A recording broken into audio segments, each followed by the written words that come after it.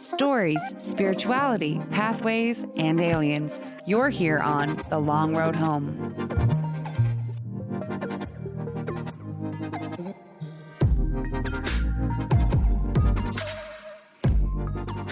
Hello. Hey, everybody. How's it going? Oh, it's going. Are you hanging in there? We hope you are. We just wanted to let y'all know we are recording this pre-election, but you will be listening post-election. So, it's Apocalypse Radio, baby. no matter what has happened, we love you. And we're here bringing you all the crazy stories that we can find. We hope that you had a great Halloween. Yeah, we did. We had a little feast of our own. Yeah, it was fun. We dressed up like Vikings, ate some chicken. And some pumpkin pie. Yeah, and we watched Evil Dead, which I had never actually seen the full movie before, so that was cool. It was. It's a classic. Yeah, I really enjoyed it. It was fun. Did too. But we hope whatever you guys got into, it was a blast. This episode, we decided, since it is post-election and we don't know what's happening out there in the world, we decided to make it a little bit lighter, a little bit more fun, so no one needs any more serious bullshit in their lives right now. Yeah, take a little time for yourself to kick back, relax, and learn about some silly cryptids with us. Yeah, we're looking at some obscure, maybe lesser-known cryptids out there in the United States. All right, should we dive in?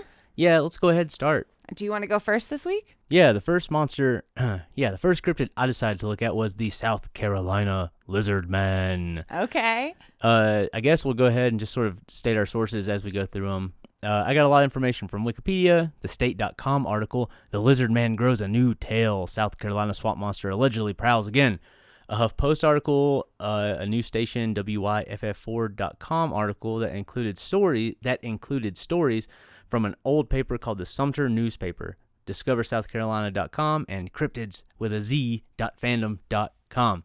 Now, our first cryptid comes from Lee County, South Carolina. Lee County? Definitely not named after Robert E. Lee. Yes, it is. It sits between Columbia and Florence in central South Carolina. Home to almost 20,000 people today, Lee County is also home to one of the stranger purported cryptids in the United States. For a brief time, during the summer of 1988, the Lizard Man of South Carolina crept into the hearts and minds of Lee County residents, harassing and damaging the property of residents in and around the county.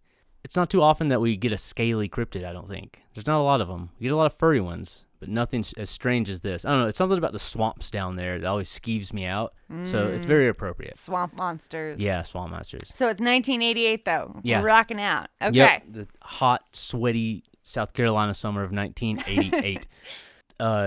The Lizard Man of Scapor Swamp, also known as the Lizard Man of Lee County, is an entity said to inhabit the swampland of the region. Although it is also known as the Bishopville Monster, the Lizard Man actually made itself known in the small community adjacent to Bishopville called Browntown. So, Lizard popped up in Browntown.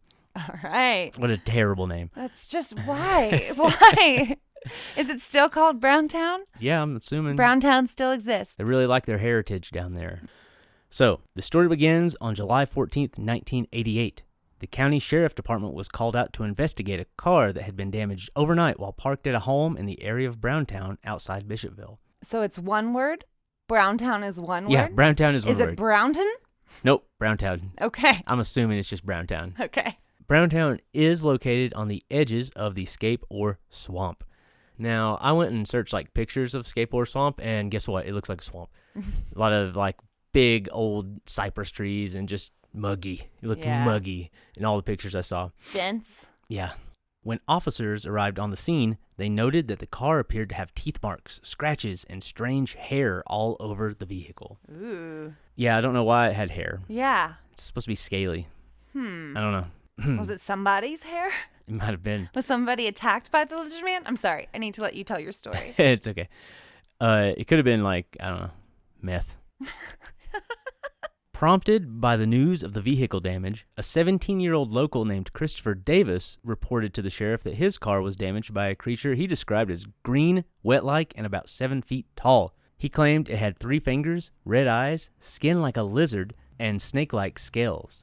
He told the sheriff that his incident had actually happened 2 weeks prior to their investigation of the car.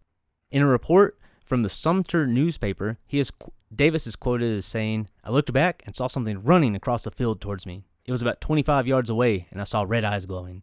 I ran into the car, and as I locked it, the thing grabbed the door handle. I could see him from the neck down. 3 big fingers, long black nails, and green rough skin. It was strong and angry. I looked in my mirror and saw a blur of green running. I could see his toes, and then he jumped on the roof of my car. I thought I heard a grunt, and then I could see his fingers through the front windshield, where they curled around on the roof. I sped up and swerved to shake the creature off. Driving, lizard on the car's going, then it goes, and it breaks, so then the lizard falls forward. So then he didn't run it over? No, he did not run it over. Okay. Don't know why. I'm just trying to visualize how this all went down. Okay. I don't think it landed in front of him. Gotcha. Whatever happened to it, it scurried off into the woods. Okay. Into the swamp. He continues saying that it initially made him believe he was under siege by the devil himself. So that's the first real encounter that we have with the lizard man. There was a small encounter. Harrowing. Yes. There was a small encounter a couple weeks prior to that when some bicyclists stopped to get some water out of like a spring running off a mountain. They claimed to have saw him like walking through the forest. Just like hanging out. Yeah. Just strolling. But they didn't report it right away. That came out after this initial encounter or after? You know, I'm not entirely certain. I know that like they told someone at some point, but I'm sure they were like, what the fuck are you talking about? Right. Take your box and get on out of here. So the same article that I got Davis's quote from continues on saying that in the summer of 1988, 12 more people claimed to see the lizard man of Skateboard Swamp. Some people were chased by the creature, and others were slowly being followed until the creature was spotted and ran away. There are also more reports of mutilated cars. On July 24th, 4 teenagers on a double date saw a massive-looking thing run across the road about 20 feet in front of them. Shortly after receiving this initial report, the police received several more reports of howling and screeching coming from the same area. Officers were dispatched to the area and discovered 3 40-gallon drums smashed and scattered all over the road. Several trees also had their tops torn off about 8 feet off the ground. There were also more 3-toed footprints measuring 14 inches by 7 inches wide that followed a trail almost 900 feet into the swamp itself. So the police were called out, and the sheriff actually made plaster cast of the 3-toed footprints and considered taking them to the FBI, but eventually they were like, what the fuck were they going to say?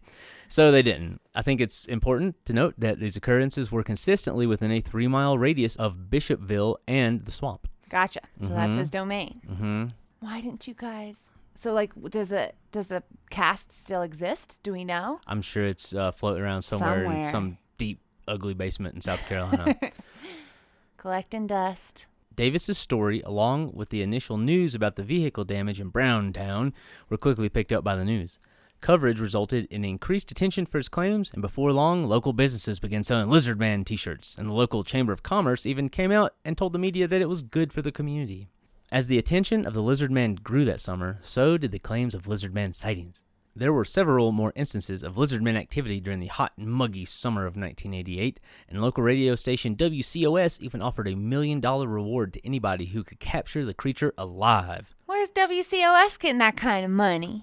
Good question. I'm just saying, that's a hefty reward. I've never seen a radio station. My goodness. That much fucking money around. Right? Yeah, most of the radio stations I've been in are very, very poor. Well, I mean, this was Especially 1988, so maybe they were just thriving. Radio was thriving. Yeah. It was hot. It was a hot thing back then. You know, radio, oh, no. But then video killed the radio star. Video killed the radio star. So, I mean, by now. And then YouTube killed the video star. And then TikTok killed YouTube. And so on. And here we are. Election 2020.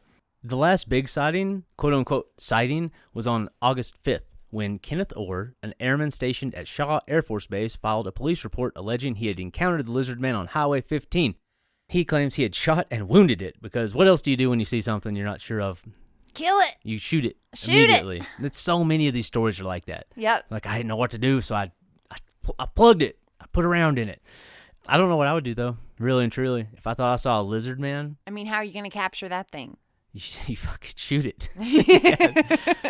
Orr presented several scales and a small quantity of blood as evidence, but eventually he recanted his account 2 days later when he was arraigned for unlawfully carrying a pistol and the misdemeanor offense of filing a false police report. So he pulled all that shit back really quick. He's like, no, I didn't. I don't even have a gun. Exactly. He came out and said like he had made up a hoax in order to keep the stories about the lizard man in circulation. He just loved the story that much. He wanted to keep it alive. Yeah, he was just really, really concerned for Browntown and Bishopville and just wanted them to succeed. And, Gotcha. you know, I guess that's how he saw it happening. That's how you do it. Now, Just as quickly as he came, the lizard man appeared to have receded back into the swamp as summer ended and temperatures began to drop. After 1988, stories of the lizard man mostly disappeared, and it sank into the folklore of Lee County. For decades, the occasional lizard man sighting occurred, including a 2008 claim that a car was damaged that was also followed by the death of a cow. Coincidence? I think not. It has popped up again in recent years as well in 2015. A man named Jim Wilson said he was traveling toward Camden on South Carolina Highway 34 when something came out of the woods and ran across the Scape Ore Bridge. As any good South Carolinian who potentially spots a lizard man would do, Wilson got out of his car and began taking pictures. It was a tall... So he didn't shoot at it. He didn't shoot at it because he didn't have his gun. Oh. Gotcha. He's quoted as saying it was a tall, dark figure that had a tail and appeared to have scales. It was almost like an alligator with a short nose and long legs. Wilson said the creature heard him and turned towards him just as he snapped the last photograph.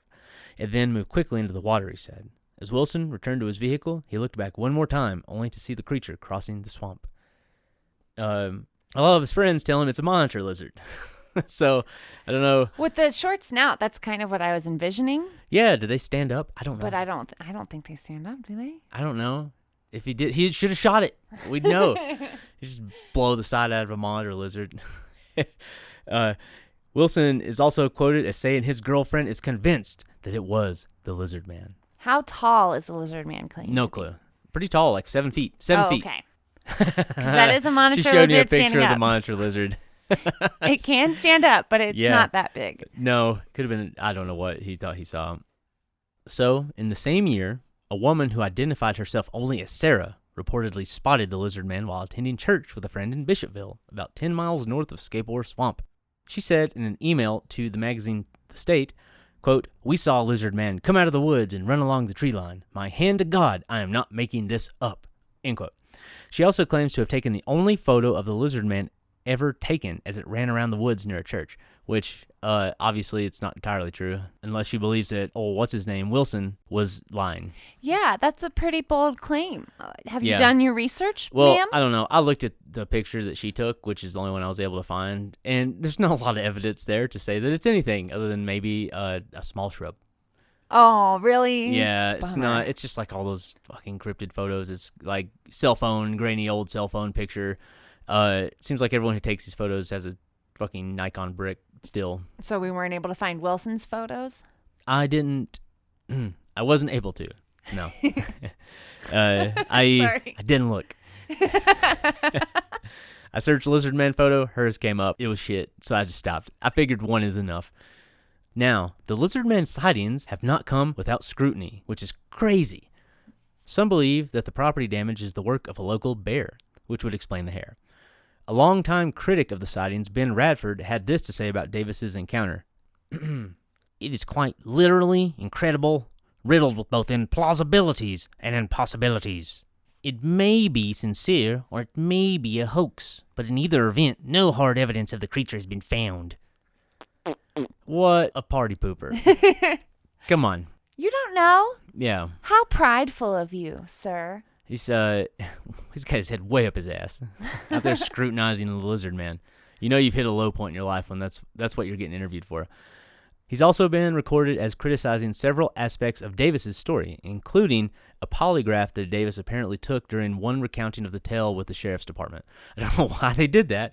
I guess they just had to know, is Davis lying to us about that fucking lizard? And? The polygraph came back as, true? I don't know. Like, he wasn't lying. Okay. Whatever you want to call that. But it was given to him by a group that a lot of people think did it intentionally to further the story. Understood. Make it more plausible, you know. A 2012 episode of the sci-fi series Fact or Faked, Paranormal Files, great show, focused on South Carolina's lizard man legend. The investigative team, led by former FBI Special Agent Ben Hansen, went deep into the forest near Bishopville. They made their own video of the lizard man to purposely try and see how many people they could fool. That was the whole point of them going. Oh. They went out there, and they were like, let's just fucking see what we can do.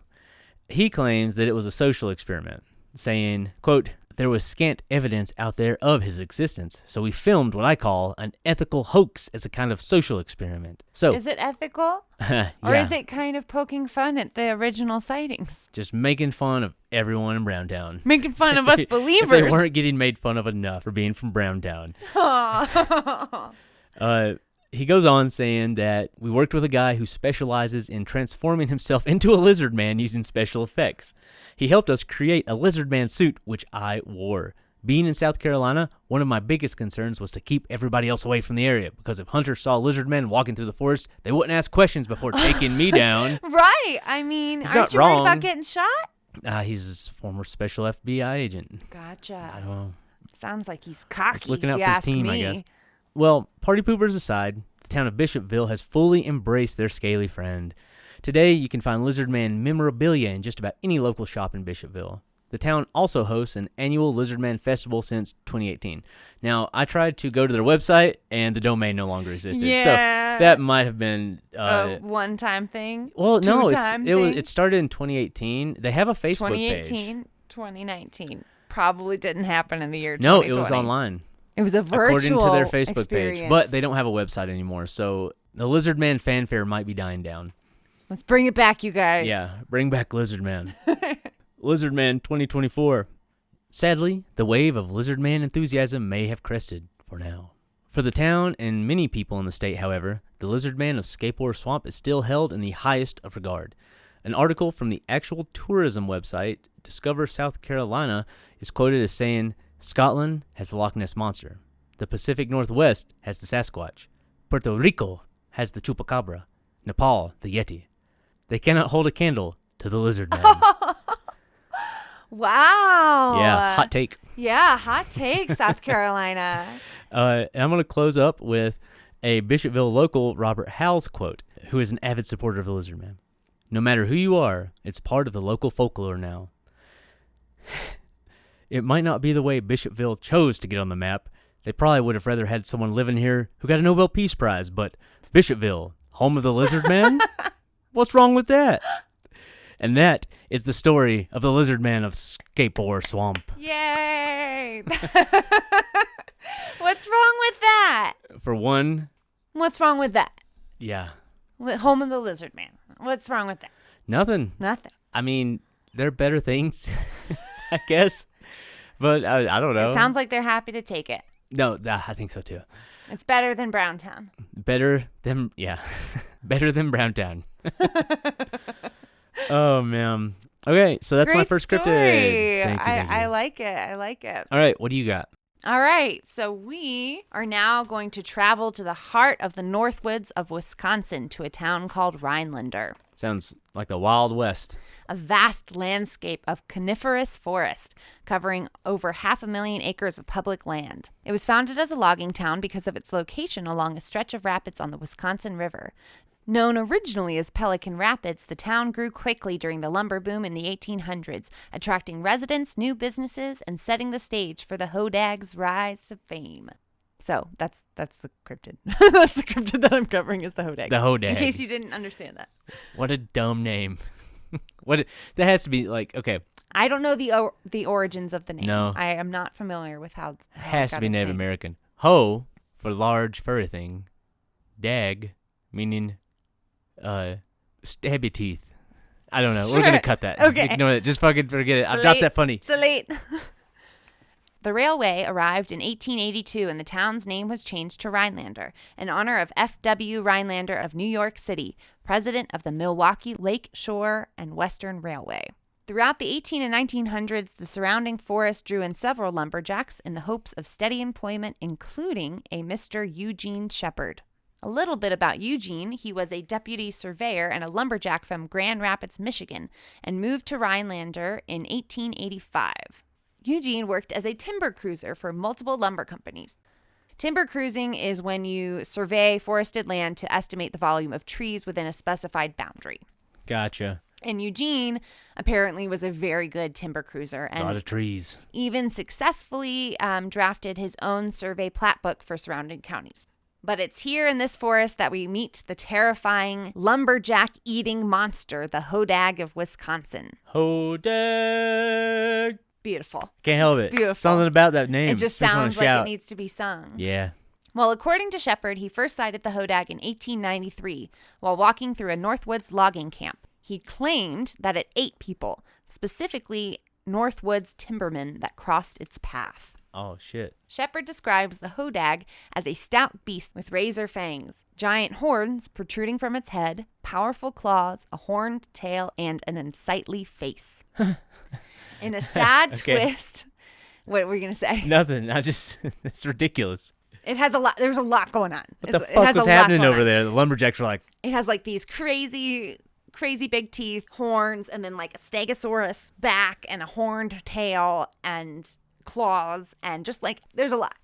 It's just other, like, if life wasn't bad enough, you're still terrible. You're cutting trees down all day, and now there's a beastie. And the beastie also apparently smells terrible. Everything just smells bad in Wisconsin. What's going on? I mean, it was 1883. I'm We sure all nothing smelled smelled bad. that great. We were all taking one bath every, 6 weeks. I think we were a little more dignified in 1883. I don't know, man. At least once a week, right? I don't know. Okay, well, let's not get into that right now. Let's get back to the Hodag. In a sad twist contrasting that of Narcissus, its profile was said to be so displeasing that the Hodag himself could not withstand his reflection and often wept in the forest. It sounds like me when I wake up in the mornings. Oh, no. You're beautiful. A big, hairy, teeth-riddled, flat-faced monster. Come on, though. Can we just appreciate that writing? No, it was Good beautiful. writing. Did you write that? I did. Wonderful. Thank you. Henry Tryon, author of the 1939 novel Fearsome Critters, added further claims that the Hodag is no match for citrus fruit. Tryon suggests that a population of Hodags can easily be destroyed with just 2 lemons. Why? Here is a quote directly from... Oh, okay, great. You were locked and loaded for this question. I was ready. Well, it's not necessarily, it's just a little bit more about the lemons. Quote, "The Hodag is indubitably one of the best known of the larger and more dangerous woods varmints. It is now very rare, probably owing to the increased use of lemons in cookery, for Hodags and citrus fruits are in the same ratio as wolves and wolfbane, probably more so." So that's all he's going to say about the lemons. Just so you know. All right. So, but apparently lemons were as poisonous to Hodags as wolfbane is to wolves. just fake it till you make it. It's one of those lies that just became a truth. It's funny that you keep mentioning that book because it's actually been on a list that I had on Amazon for years that I've always wanted. Nice. Yeah. Well, it seems to be a pretty interesting one. So It's all like, yeah, it is. It's all like lumberjack monsters. It's really cool. He goes on to say that the Hodag is, quote, "a distressingly ugly animal. The knobbedly head wears a pair of prominent, bulging eyes and 2 heavy lateral horns, something after the fashion of a male stag beetle. The claws are stout and powerful. The tail carries a terminal hook, while a row of jagged stegosaurian dorsal spines complete that picture. The smaller front teeth were formerly often used for umbrella handles." That's what he says. He's just throwing ideas out He's there just now until something's he's stuck. just throwing it out there. We got lemons. We got where people are collecting the teeth for yeah, umbrella yeah, handles. Yeah, umbrella handles. This yeah, thing was that's so a great common. idea, boss. Yeah, yeah. This was so common in Wisconsin in the late 1800s that it was people were using it as umbrella handles.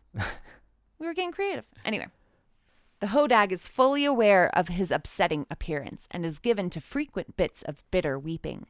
"I once had a handful of the extremely rare crystallized Hodag tears." Jesus. Uh-huh. They brutalized this poor monster. I know.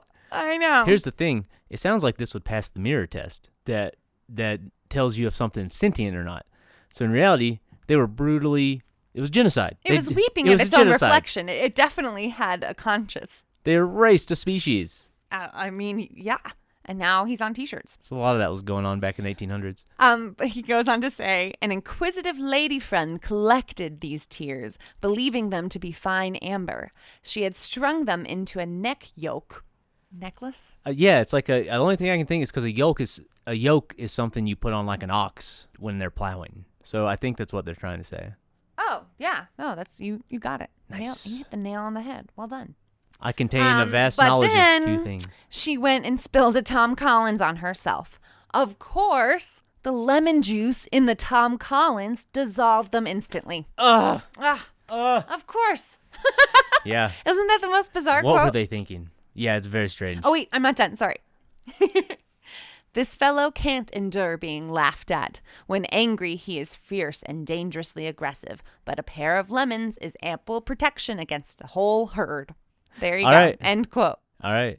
So I'm just picturing like a horde of like sharp teeth clawed beasts running at you, and you just walk out towards them holding two lemons. Motherfucker. And they It turn was the and run AR-15 away. of the 1800s, 2 lemons, against a herd of feral Hodags. Other steadfast believers dive into the Hodag's origins, alleging it grew from the piled ashes of many cremated ox, which perished after hauling timber for the lumberjacks of the North Woods. So that bit of knowledge specifically comes from The Hodag and Other Tales of the Logging Camp by Luke Sylvester, a 1928 novel. Boy, the Hodag was like pretty popular there for a while. Yeah, So I weird. know, and I never heard of it, but he is well known, at least by some. By loggers. By loggers.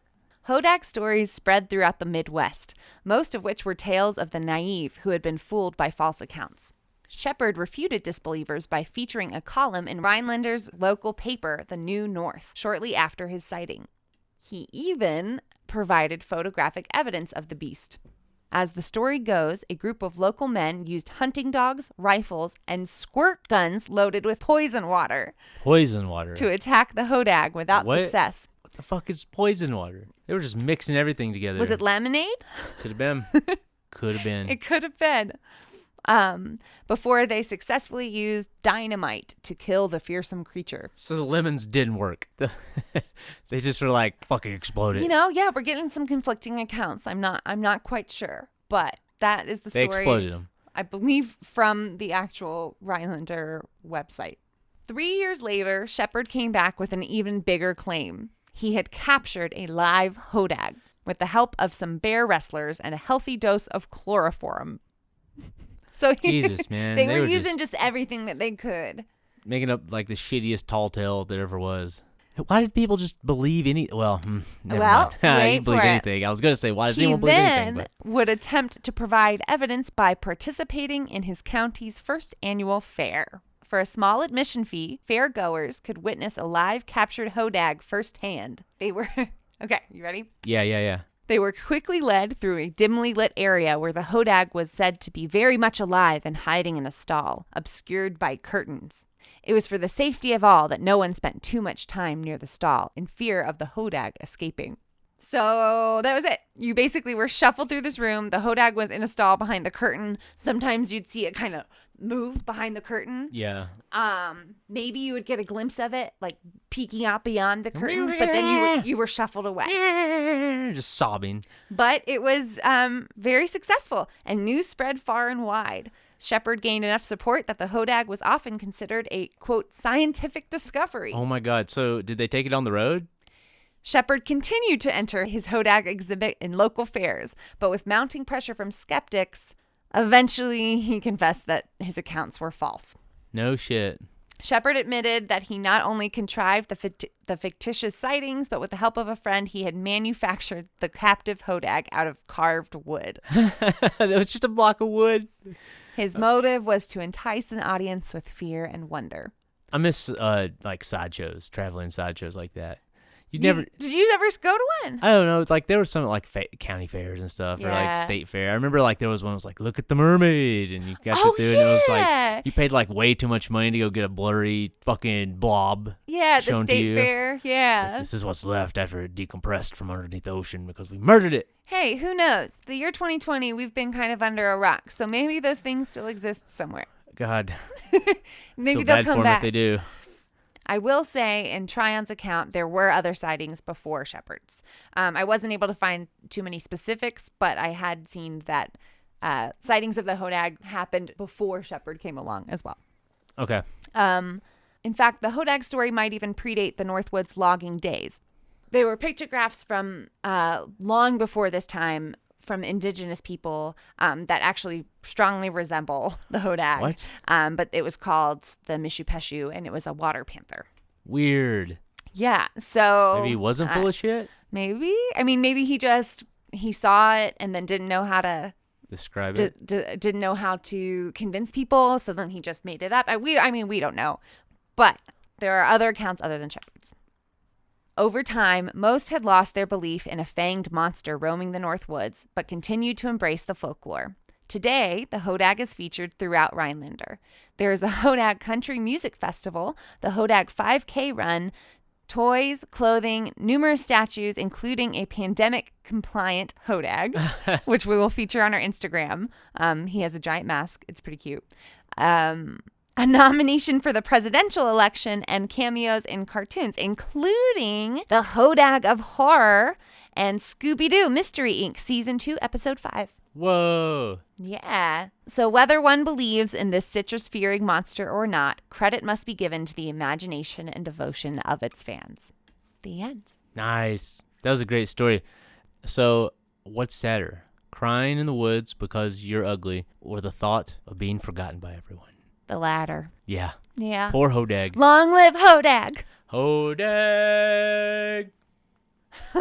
I also have a really great picture that I'm going to throw up from the late 1800s of the local citizens reenacting. That is a great picture. Reenacting the time they captured the Hodag. They all got dressed up, went out at a date, at a time, and took a really silly picture. There's a bunch of men, in 1800s garb with their pitchforks at the ready, all surrounding a little wooden carving of the Hodag. And there's in front of it, there's another man on the ground playing dead. It's pretty great. We haven't got to use these pitchforks in ages. I got a majority of my information from an article posted by the Bureau of Land Management. I also got some information from explorerhinelander.com and www.lib.lumberwoods.org. All right, cool. Great story. Thank you. Hodag. Hodag. Never forget. All right, we hope your interest is piqued. We've got 2 more for you. My next one is a monster. I said these were in the United States, but I totally lied. This one's in Canada. Oh, yeah. North America. So, Lake Utopia in Charlotte County, near the Maine border, is a 7-kilometer long, 3-kilometer wide body of water that reaches an average depth of around 11 meters. I don't know that conversion. A popular destination for recreation, Lake Utopia is also known for the Lake Utopia Lake Monster, Old Ned. All right. And I'm going to go ahead and start by saying I have absolutely no idea why they call it Old Ned. None. I didn't see it anywhere. He just is. Yeah. He's just Old Ned. He was. I don't know. I don't understand anything anymore. Regardless, local legend has it that the lake is inhabited by a sea monster. Some people call it the Lake Utopia Lake Monster. I like Old Ned. Definitely. Yeah. The story goes that long ago, 2 Maliseet natives, I don't know how you say it. Sorry. The story goes long ago, 2 Maliseet natives were canoeing on the lake when suddenly the monster appeared and chased them from one end to the other. Since the arrival of Europeans to the area in the late 18th century, the story has continued, with new sightings being reported every 3 to 5 years. As noted in research by cryptozoologist Lauren Coleman, it has a decidedly long and bulky cetacean appearance, so kind of like a dolphin or a whale, and may be representative of an unknown group of animals that travel back and forth between Lake Utopia and the Atlantic Ocean in routine cycles related to breeding and feeding. Norma Stewart has posited that the creature travels between Lake Utopia and the Atlantic Ocean every 3 to 5 years, perhaps to breed. So that's where you get that fluctuation in the reports, right? Gotcha. Yeah. Now, although information is sparse, there have been several recorded sightings ranging from 1867 to the year 2000. Most are only observational, although there are several reports that claim those who saw it had some sort of interaction with the beast. So I pulled up a bunch of I pulled up the list of sightings. There's not a ton of information. Most of them are just saying I saw something come out of the water. It had a hump. That type of thing. Right. Just a big thing in the water. Yeah, exactly. Yeah. So some of the encounters are a little bit more interactive. Like in 1872, some of the natives of the land described a terrifying monster with a large head and bloody jaws following their canoes. Ooh. Yeah, in 1891, William Francis Ganong recorded in his notebook a description of a monster provided by a lumberman who claimed to have seen it 20 years prior. So here we again have lumberman lying through their teeth to people for no reason. Well, you know what? I seen Old Ned. You're just out in the quiet woods all day. Yeah. You're probably gonna come up with something. Yeah. I mean, wouldn't you? You probably think of something so much that it becomes your reality, no matter if it's real or not. Yeah, you start to hear a weird sound, or you know, kind of smell something weird, or hear something weird, or see something weird, and then you just kind of formulate your own narrative. Yeah. But I'm here for it. Yeah. Bring it. I'm not saying I doubt old Ned. I'm just saying I doubt lumberjacks. Yeah. I don't trust lumberjacks after all these stories I've been hearing. He did describe the monster in a way that a lot of people do describe it now, saying it was dark red in color. The part showing above the water was 20 feet long and as big around as a small hogshead. It was much like a large eel. So, and that goes into one of the theories as to what it could be. A lot of people claim it could be an oarfish that has somehow gotten into the lake from the ocean. Ooh. Yeah, don't know how that could happen exactly. I know that there's I think it's like the St. George River or something connects it to the Atlantic. And do those get really big? Oarfish can get like 20 feet long, I know 40 that. feet long. I know can't that. remember. I know the answer to that Yeah, question. they can get pretty big. In 1982, a man named Sherman Hatt said he and his family saw a large creature that looked like a submarine coming out of the the water with spray on both sides. It was about 3 meters long and put me in the mind. That's a terrible Canadian accent. It was about 10 feet long, and put me in the mind of the back of a whale. 1996, Roger and Lois Wilcox were canoeing on the lake when they saw ripples break the placid surface 100 meters away from them. It was heading toward Cannonball Island, a common monster sighting spot. What? Why? Wilcox reports the monster as being 40 to 50 feet long, undulating upward and not sideways. So it's more of a eel-like motion, again, that we're seeing. Oh, gotcha. I guess, do eels go up and down? I feel like eels go side to Eels side. do go side to side. So more, what goes up and down? Dolphin-like in nature? Yeah, cessation. Yes. Before maybe Cannonball Island or somewhere near Cannonball Island is where its breeding ground is. Yeah, could be. Could be a time portal underneath the water. A rift in space-time, sending cessations to and fro. I know I'm not saying that right. Do not correct me. So the last reported sighting, I guess one of the cryptozoologists claims that someone reported to them a sighting in 2020. The last sighting reported to the news was in 2016 when Roger and Carl Settle were walking along the beach at 11:30 p.m. on July 7th when out of the bushes appeared a giant pink monster. Pink? Yeah. In bushes? In the bushes. It came out of the water. Oh, wow. Yeah, according to them, it was just waddling around. Never had they believed in this blood-sucking monster until that day. Now, I do have an interview with an old man who claims that his grandfather, who claims that he saw it. I need to know more about the bush sighting. I know, right? That's all that was there. That's all I could find. How was he? Was he standing there? Did he have legs? Was he just know. flapping around? He probably slithered. Everybody's saying I need gross. to know more. Don't mind me. And blood sucking, is he more like a lamprey then? Oh, I hope it's not I hate fucking Giant lampreys. lamprey. It skeeves me out really hard. For those of you that don't know what a lamprey is, lamprey, whatever. I don't know. I don't care. They're It's gross. it's almost like a leech, but it teeth. has teeth all the way around on the inside of its mouth. Yeah, they're actually an invasive species in the Great Lakes. They're an invasive species they're in around a lot of sea places. lampreys. There are sea lampreys that get big too. Ugh. Mm-hmm. Ooh. I hope it's not in the bushes. So, I have a local resident, Jack Kelson's report of how he saw it in 1953. A mere teenager at the time, he was fishing with his father, Rupert Kelson, just off Cannonball Island on Lake Utopia when they saw a disturbance break the water. My father said it was a sea monster, eh? It was black, and it had a tail that looked like a dragon's, he recalled. I got pretty excited at 13, you know. He was so... we have a pretty big listener base in Canada. Yeah, I know, and they'll enjoy this. You think so? I think so. Okay. Please don't be offended. It's done with love. It is. I like Canadian accents. Way better than my hillbilly accent. This is done with respect. Yes, it is. Canadians are proud people. He was so excited, in fact, that he lost the oar off the side of the boat. His father's quick thinking, however, led him to cast a fishing line out to catch the errant boat prop. I've never seen it again, but I know several people have seen it twice, Kelson said, adding that his cousin, Earl Hatt, is one of the few remaining witnesses. His father would later explain that he suspected it to be a group of eels during mating season in April, but his grandfather, Will Hatt, was convinced it was a sea monster. It's all I ever heard when I was a kid, he said. The older people always talked about Lake Utopia sea monster. Since the 90s, there have been some fish ladders and dams and stuff put in the St. George River, so sightings have went way down since then. Oh. But Jack Kilson is adamant that what he saw was Old Ned. That's the end. Yay!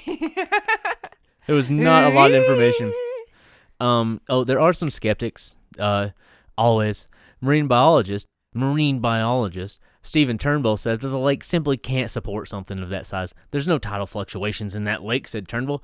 It's frozen over in the wintertime, so it's highly unlikely that an air-breathing animal could survive in that type of environment, especially if it's that large. Many do attribute the sightings, like I said, to an oarfish or a giant ball of mating river eels. And that's the end. Okay. Well, I mean, isn't the theory that it was swimming out of the lake, so maybe it wasn't there when the lake froze over? But I guess now the question is like are the canals and dams preventing it from leaving, like coming and going? The disappearances have went way down. The appearances have went way down since that. So I don't know. But that marine biologist spent their whole life just waiting to ruin someone else's day.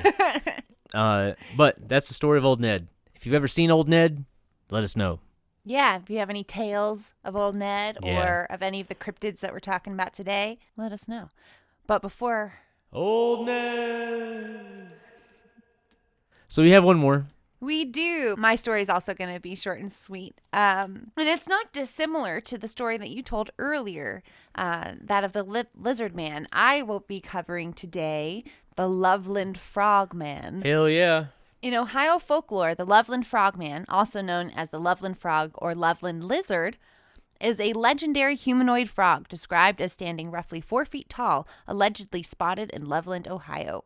University of Cincinnati folklore professor Edgar Slatkin compared the Loveland Frog to Paul Bunyan, saying that stories about it have been passed down for several decades, and that sighting reports seem to come in predictable cycles.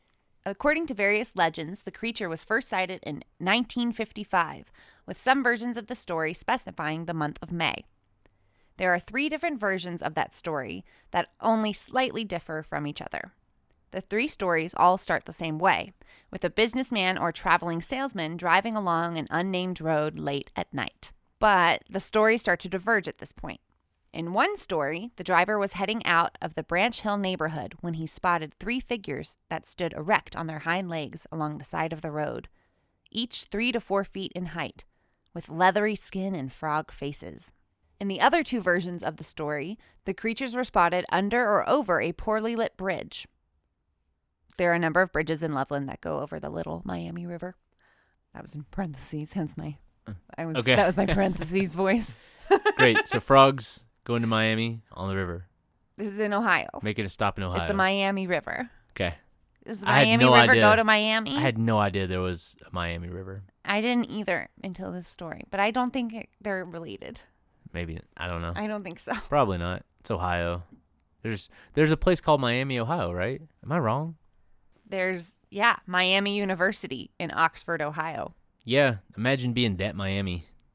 According to Wikipedia, Miami is the autonym for the Miami Indians, once of Ohio, Indiana, and Michigan. Okay, that makes way more sense. While there is no longer any place in Ohio known simply as Miami, the term is a part of the name of several places in Ohio.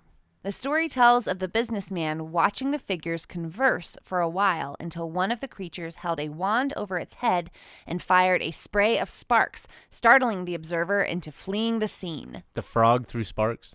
The frog man, yes, had a wand that threw sparks. Oh, it just had a wand. Okay. He held a wand over its head and it fired a spray of sparks. I believe you. Thank you. So that's the story of the original sighting of the frogman in 1955. There's kind of different versions of the story, but they're all very similar in those ways. Our next account of the frogman occurs many years later in 1972. On 2 separate occasions, 2 Ohio policemen saw the frogman. Paranormal investigators Ron Schaffner and Richard Mackey, who interviewed the officers, investigated the incidents. The first incident took place at 1 a.m. on March 3rd, 1972, on a clear, cold night. Officer Ray Shockey was en route to Loveland via Riverside Road when he thought he saw a dog beside the roadway in a field on This is a weird road name. Okay. Twitewee Road. Twitewee Road. It's What? TWIGHTWEE Road. Only in Ohio. Tweety? No, it's Twitewee. All right, let's My continue. brain's frying. I'm sorry. Thought he saw a dog beside the roadway in a field on Twitewee Road. I just said Twitewee Road. Oh my God. Come on. In a field on Twitewee Road. But then the thing stood up, its eyes illuminated by the car lights, looked at him for an instant, turned, and leapt over a guardrail. Shockey saw it go down an embankment and into the Little Miami River. He described the thing as weighing about 60 pounds, standing about 3 to 4 feet tall, and having a textured leathery skin and a face like a frog or lizard. Whoa. Shockey drove to the police station and returned with Officer Mark Matthews to look for evidence of the creature. They turned up scrape marks leading down the side of the small hill near the river. On St. Patrick's Day, 1972, Officer Matthews was driving outside of Loveland when he had a similar experience. Seeing an animal lying in the middle of the road, he stopped to remove what he thought was a dead critter.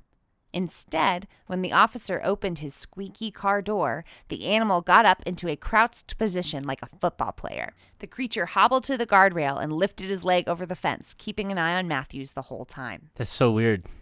Right? So it's just like, and then he hops up and then kind of like skitters over to the guardrail. He's like hobbling a little bit, but all the while just kind of giving you the stink eye. Like, I'm watching you.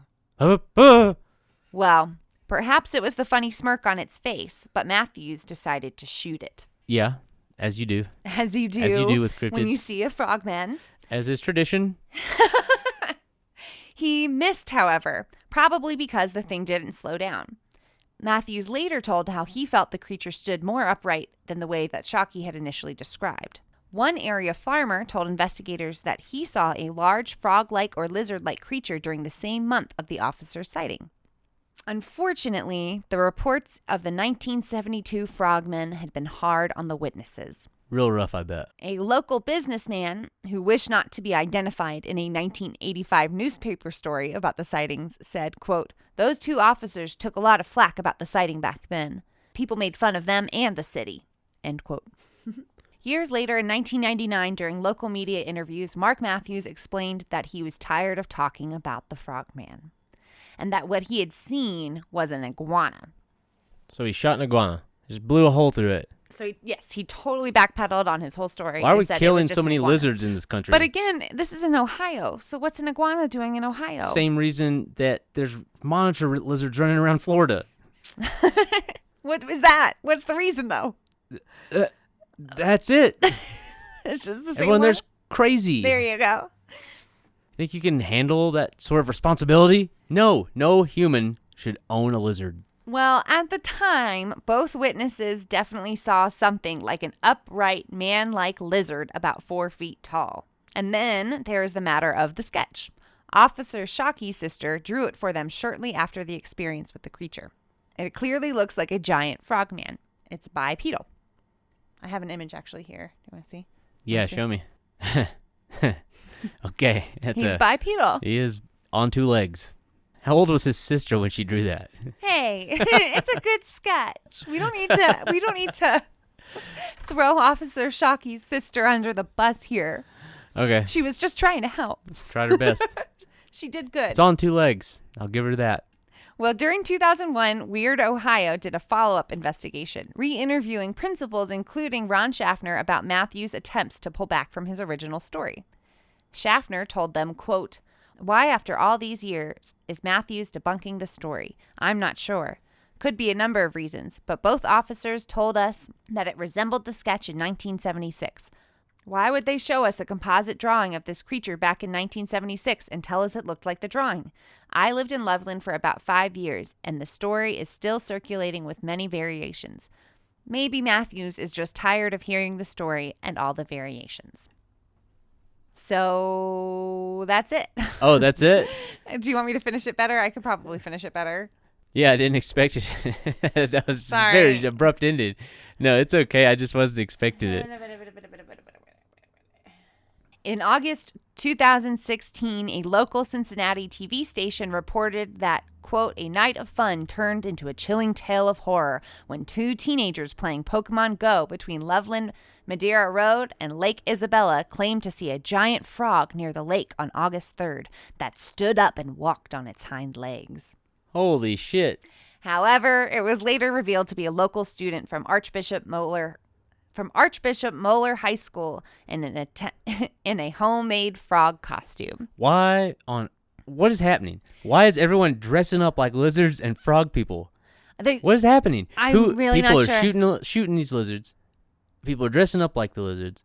I don't understand this country anymore. Then you can get out. I guess so. I don't know. But that false sighting was the last that we've heard of the Frogman. So if any of you listeners at home are familiar with the Loveland Frogman of Ohio, please God, yeah, share your story tell with me us. if you see a frogman. I want to see him. I want to see him. Oh my God. All right. Maybe it's like a wizard. Could be. He did have a wand. I do think it's really interesting that the wand never made a reappearance in all the tales. I thought that was a very interesting part of the story. I know it's a frogman, right? But also he had a wand that shot fire. It was like the hook. Come on. And it just sort of got left out of the rest of the know. story. I don't understand. But there you have it, folks. All right. That's it, everyone. Thanks for listening to our first cryptid episode, as silly as it was. Yeah, it was a lot of fun. It is. I think we'll have to do some more. Yeah, sure. Definitely. We got a lot of cryptid stuff on the way going into the winter months, I believe. If there's any in particular that y'all want to hear about, please let us know. Please email us and let us know. There's a lot more out there than I thought. Oh, tons and tons. Yeah. Like we said, we're recording this pre-election, so whatever hole you're listening to this in, we hope you're well. We hope you've stocked up. Your cans are safe. Your canned food. Hey, or let's be optimistic. You could be doing well. Maybe you're thriving. Thriving in your cave. Apocalypse Radio, baby. Every week, on the week. Join us here on the Long Road Home. Thank you guys so much for listening. Don't forget, you can find us on Twitter and Instagram at _LRH_pod. Follow us there to keep up with some of our day-to-day activities and a little bit more frequent schedule changes and stuff like that. And if you're not out there on the Twitter sphere or on Instagram, you can also find us on Facebook at the LRH Pod. Yeah, and be sure to check out our Patreon. We've got some tiers up. We got a lot of good stuff in there, and we're going to be posting more and more regularly as we get people in. So be sure to go check us out there as well. One last method of contact. You can also email us at thelrhshow@gmail.com if you have questions, comments, concerns. Praise? I like praise. Validate us. Yeah, if you've ever seen a frogman or a lizard person, I would absolutely love to hear that story. Share your cryptid tales with us. Yeah, and wherever you are, we hope you're well. And just be safe out there, folks. And take care of yourself. Whatever's happening. Yes. Take a moment. If you need to meditate, if you need to go for a walk, do it. Take a nice big breath. Indulge. And just scream into a pillow. Thank you, guys. Whatever works. All right, guys. We're out of here. Thanks so much for joining us here on The Long Road Home. Goodbye, everyone. Bye. See you next week. Smell you later.